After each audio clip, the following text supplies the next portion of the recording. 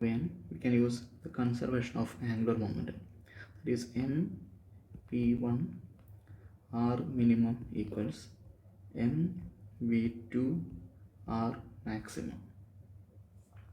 ഇമ്മൊന്നും cancel ചെയ്ത് പോയി. അതിനാണെങ്കിൽ v1 r minimum equals v2 r max എന്ന് എഴുതാം. ഇതിൽ v എന്ന് പറഞ്ഞാൽ നമുക്കറിയാം അതിൻ്റെ ജനറൽ ഇക്വേഷൻ r ഒമേഗ എന്നാണ്. അതിന് വരുമ്പോൾ r minimum omega into r minimum equals r maximum into omega max into r max എന്ന് വരും.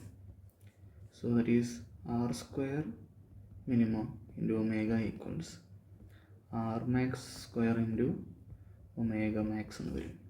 ഇതിൽ നിന്നും ഒമേഗ മാക്സ് ആണ് കണ്ടുപിടിക്കേണ്ടത്. ഒമേഗ മാക്സ് എന്ന് പറഞ്ഞാൽ that is r minimum by r max whole square into omega.